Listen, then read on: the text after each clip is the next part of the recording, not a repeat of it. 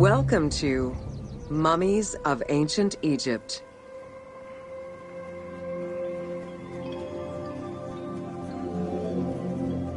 The mummification process used by ancient Egyptians was highly ceremonial in nature. The different types of mummification took into account the social level and richness of the deceased and even included animals. The most expensive was that reserved for the pharaoh and the royal family, as well as some of the wealthiest members of the court.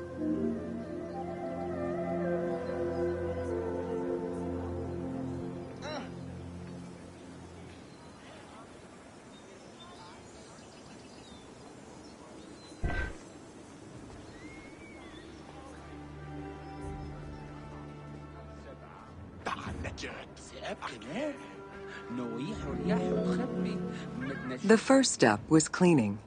Once bodies arrived at the mummification site, they were placed on inclined tables while the bodily fluids drained away. They were then cleansed by priests until they were deemed ready for the purification process.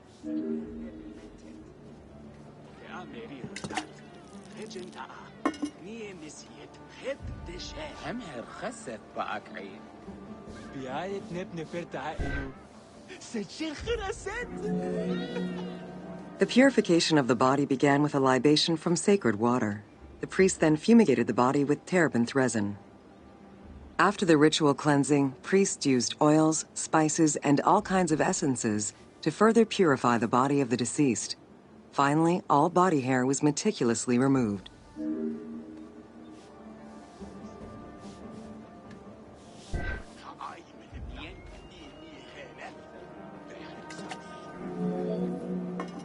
Once the body was properly purified, embalmers removed the organs, following very specific procedures.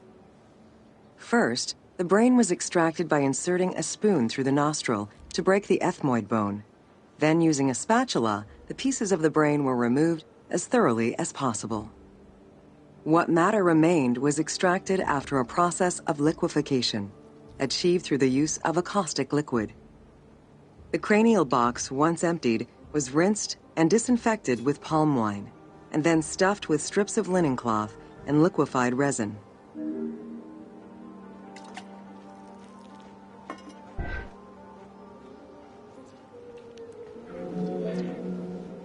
After taking care of the brain, embalmers made an incision on the left flank and carefully set aside the viscera. The inside of the body was also rinsed with palm wine. Then the embalmers filled the belly with pure myrrh, cinnamon, and other perfumes, and sewed it shut. The removed viscera were washed in palm wine and packed in crushed herbs before being placed in canopic jars.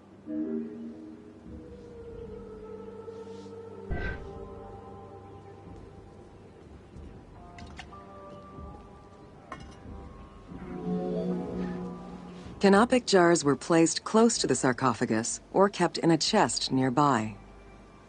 At first, the viscera were wrapped in tissue and placed in the vases. As the ritual requirements became more elaborate, ointments, spices, and even water and natron were added to the process.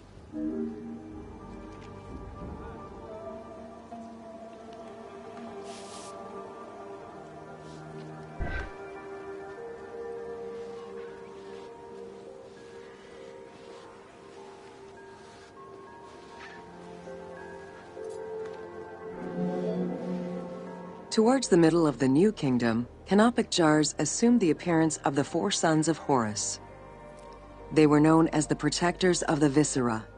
These protectors had their own guardians, each a goddess of the dead. Imseti, the human-headed god, protected the liver and was protected by the goddess Iset. Hapi, the baboon-headed god, protected the lungs and was protected by the goddess Nephthys. Dumut-Ef, the jackal-headed god, protected the stomach and was protected by the goddess Neith. And finally, Kebesenuef, the falcon-headed god, protected the intestines and was protected by the goddess Selket.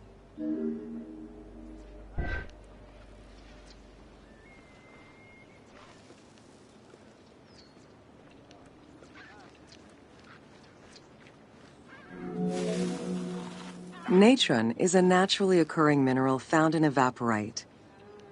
These sedimentary rocks are made up of mineral salts and were generally mined from lake beds in Egypt.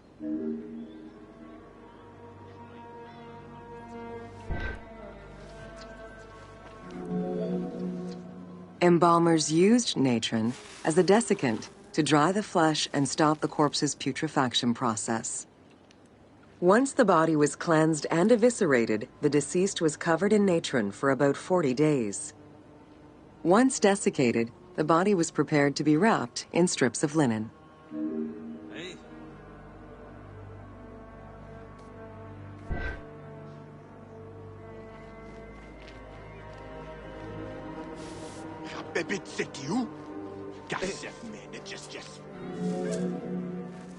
Once the body was fully desiccated by the natron treatment, embalmers oiled, painted, and sometimes even added hair extensions or a wig.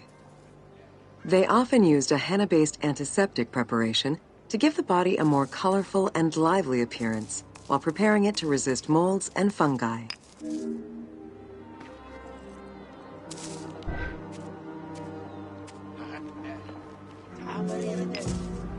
Next came the phase which gave mummies their most well-known appearance, the wrapping. Originally, each part of the body was wrapped separately. Men had their arms crossed on their chests, while women had the right arm folded over their breasts and the left arm stretched along the body. However, techniques evolved over time. Eventually, the body as a whole was wrapped with limbs alongside the body, and increasingly sophisticated and different techniques of weaving flax bands were developed.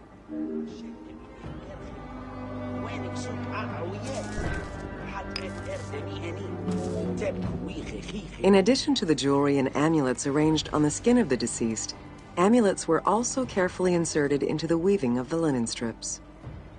Each amulet was linked to a myth or to an ideological belief related to rebirth.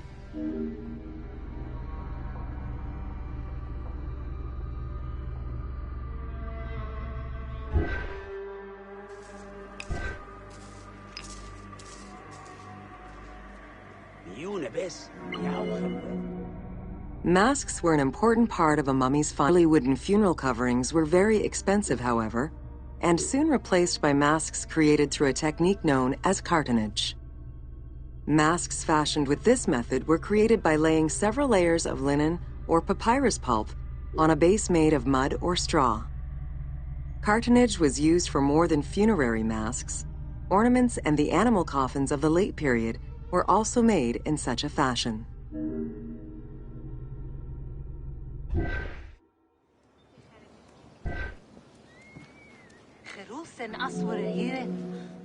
Cartonnage evolved to cover the entire body of the mummy during the 22nd dynasty. The mummies were placed on a board inside a rigid envelope of cartonnage, which was laced at the back with a string. Extremely cost-effective and visually pleasing, this technique was very popular through all layers of the society.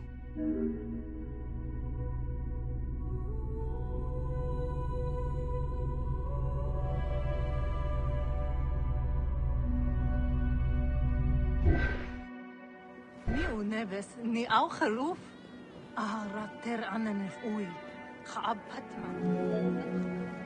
Cartonnage envelopes were usually covered with inscriptions and polychrome decorations specifying the names and titles of the deceased, scenes depicting daily life, or decorations specific to the funerary world.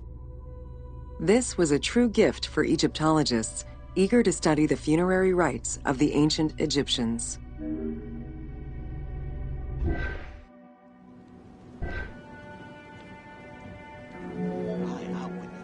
Once the mummy was properly wrapped and adorned, the embalmers proceeded with the ceremony of the opening of the mouth. A vital step of the funerary process, this ceremony was meant to bring back to life the deceased themselves or an object representing the deceased.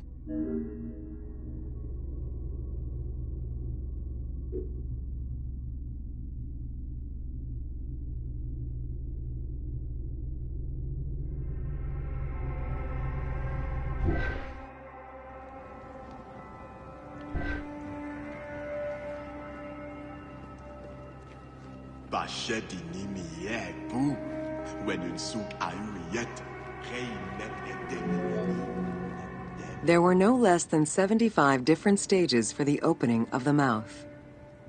It required the application of the same oils, ointments, spices, and perfumes used during the mummification process. Makeup was sometimes part of the process as well.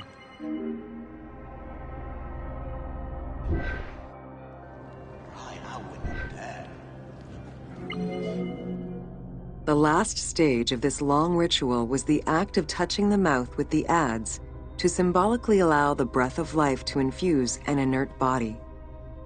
Its performance was reserved for a very specific set of people: priests who wore the mask of the god Anubis, a close relative of the family, or by the heir to the throne.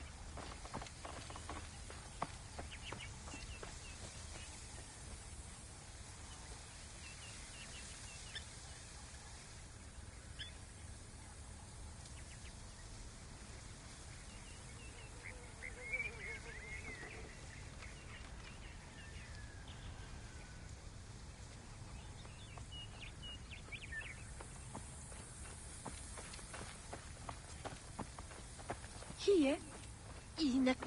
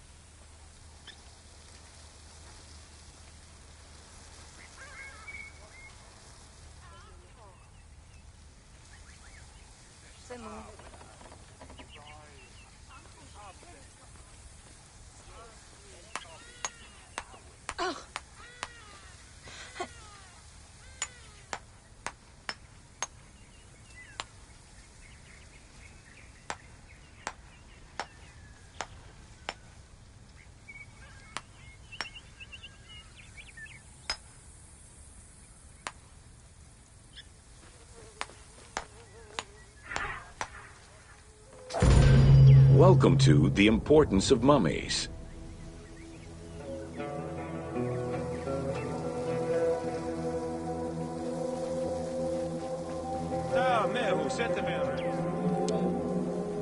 The first hieroglyph for embalmer appeared in pyramid texts of the Old Kingdom. It is likely that embalming was a trade that progressed alongside the evolution of ancient Egyptian funeral practices. While we still know nothing of how embalming came to be a profession, we do know that embalmers had a hierarchy, and that each embalmer specialized in a specific phase of the mummification process.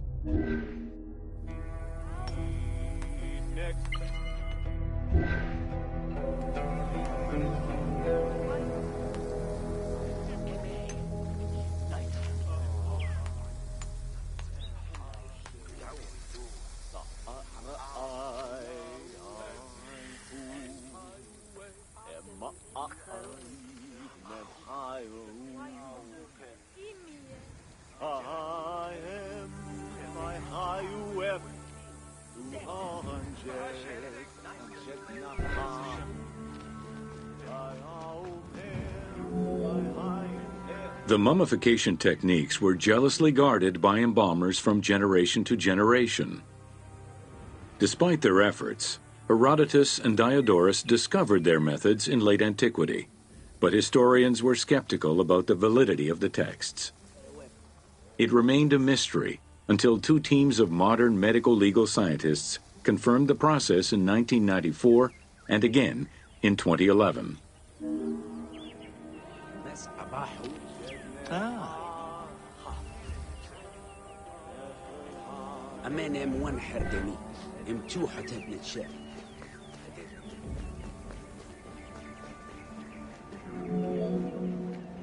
The Uabet, meaning the pure place, was where the embalmers mummified the bodies of the deceased. Until the end of the Middle Kingdom, it was located in tents at the edges of the city due to the smell of decomposition. In the New Kingdom, however, the Uabet was located within the city limits, though still in open-air spaces.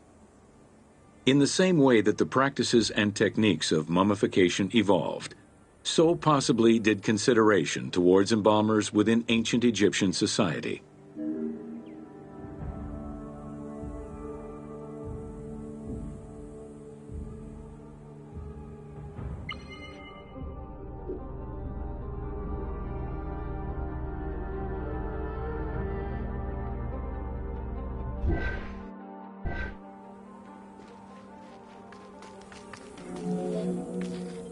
The pharaoh had access to the most elaborate of mummification rituals. The richer citizens of Egypt also enjoyed complex embalming options, though none of them allowed for the removal of the brain or viscera. After purifying the body, embalmers injected a liquid through the rectum, sealed it, and allowed the mixture to settle. They then plunged the body into natron for up to 40 days. Once the body was dried, the seal was removed, and the entrails flowed out with the injected liquid, leaving the skin and bones of the deceased to be wrapped in linen and returned to the family for burial.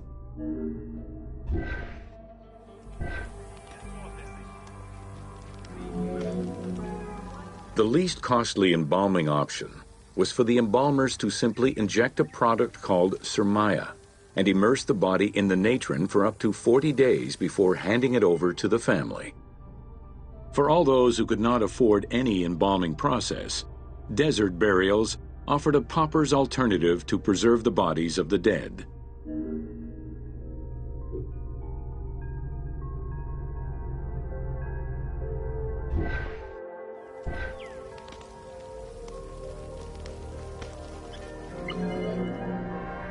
Egyptian civilization has always appealed to Westerners, even before the Greek and Roman invasions.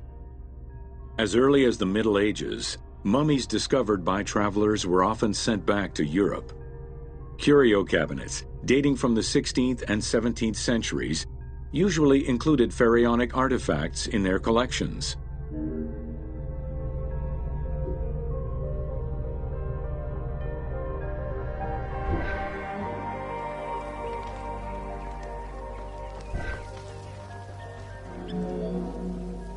The Egyptomania phenomenon was heralded by Napoleon Bonaparte's Egyptian campaign, which lasted from 1798 to 1802.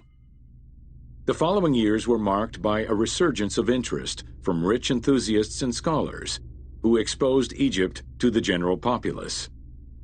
Many research societies focusing on Egyptology were founded during those years.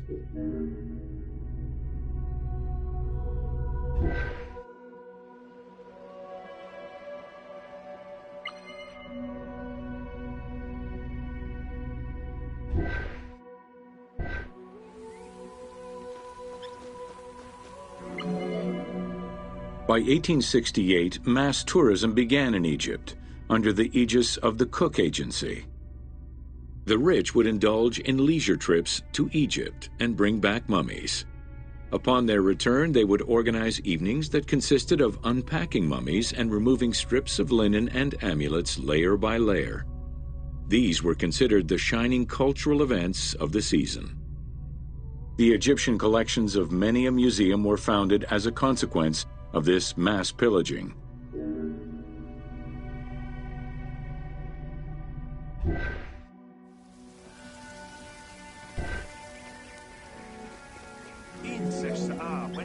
Thanks to those dubious parties, the fantasy of a mummy coming back to life, seeking revenge on its defilers, was born.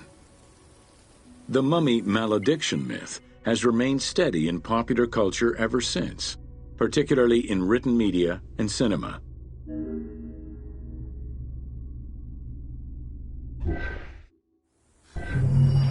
Son of Mariat Sen.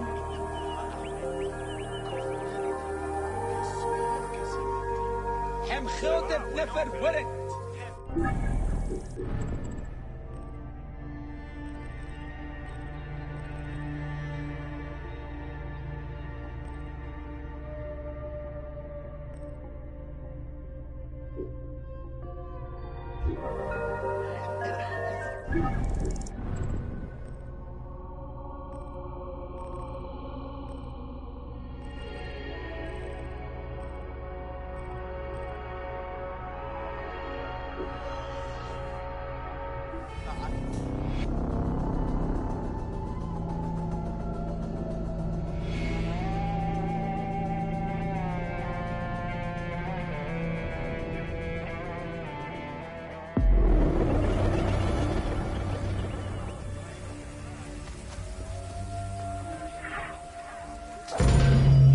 Welcome to Temples and Rituals of Ancient Egypt.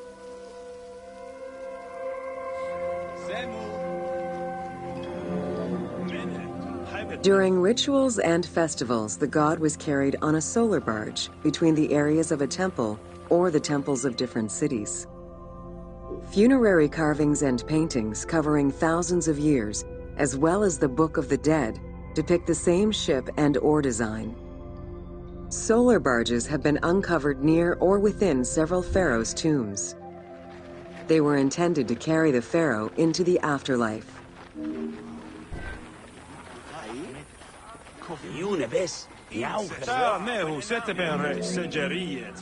Ancient Egyptians believed that Ra, the sun god, traveled the skies in a boat known as the solar barge. The solar barge was believed to cross over to mythological lands.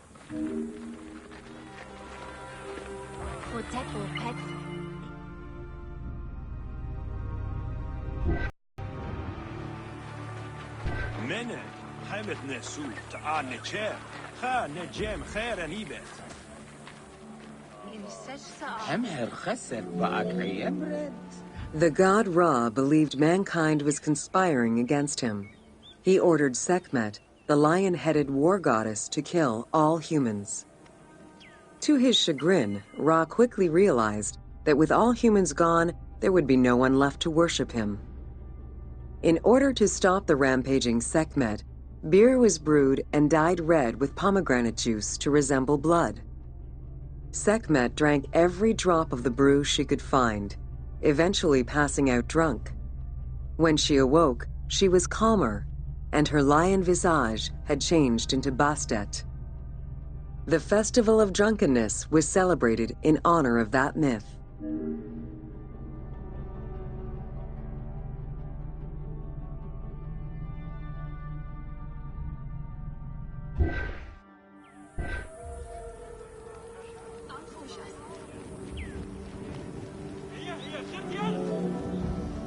Unlike the daily rituals that took place in the temple and were performed by priests, festivals allowed the entire population of the city to participate.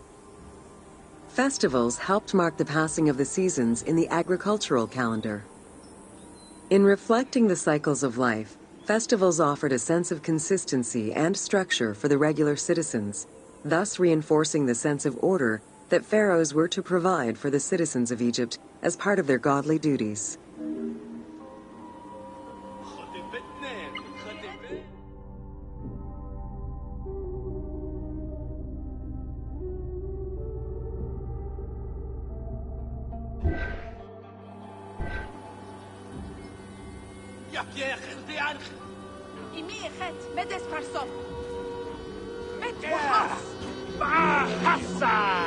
The importance of these festivals is demonstrated by their longevity.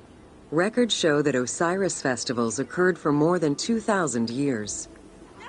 Some festivals serve to reinforce state control and promote the king's reign. Both the Opet and Set Jubilee festivals were specifically intended to celebrate the renewal of the king's power.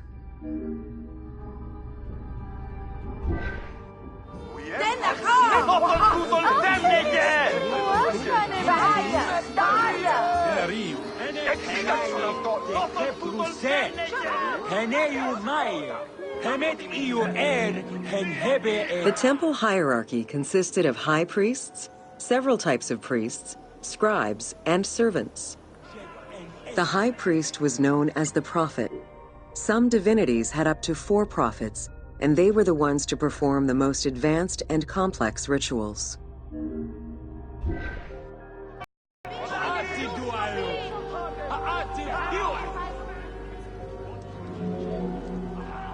Egyptian priests were not confined to solely religious tasks, and in fact had crucial roles in Egypt's administration, most of which served to reaffirm the pharaoh as the proper vessel for the gods. Their focus within the temple was centered on the proper conduct of daily divine rituals, rather than as custodians of dogma or the indoctrination of individuals.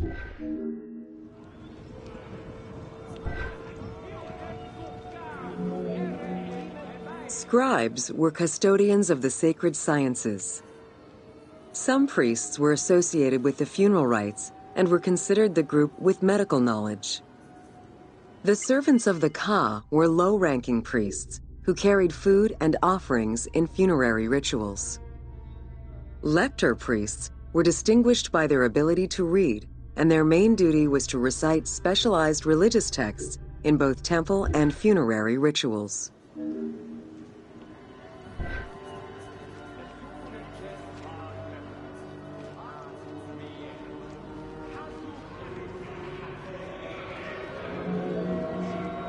Priests and all the officials who served the temple worked only 3 months a year, with each period separated by a quarter of inactivity, at least within the temple compound.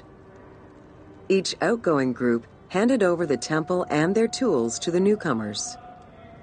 Only the high priesthood remained in permanent office within the temple.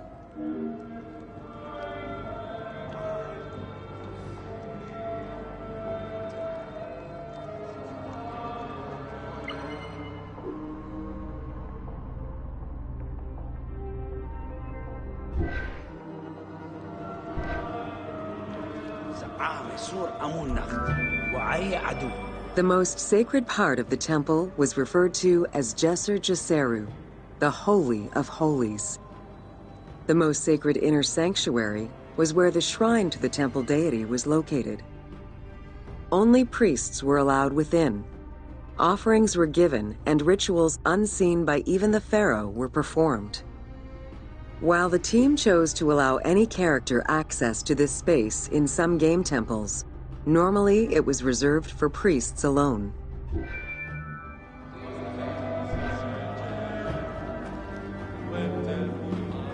Pharaohs and their priests often chose the site of these sacred temples because of some mythological connection or an alignment with the cardinal points and certain stars. Once selected, a foundation ritual was performed. The pharaoh was required to complete 10 steps in the ritual, which required a mix of offerings as well as specific construction techniques. Once the temple was complete, construction of the chamber containing the shrine, or naos, began.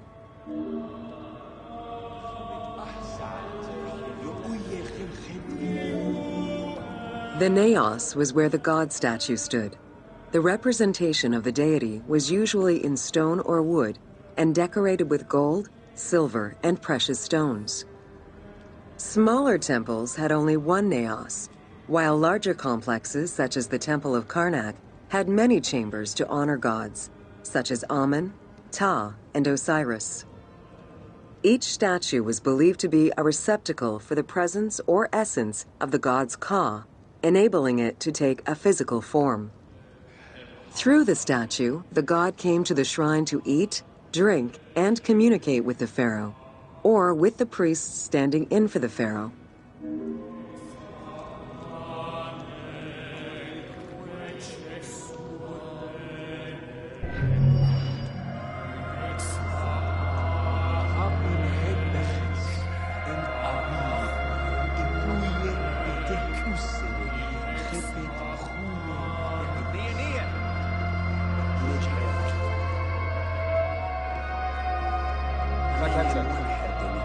Im Tuch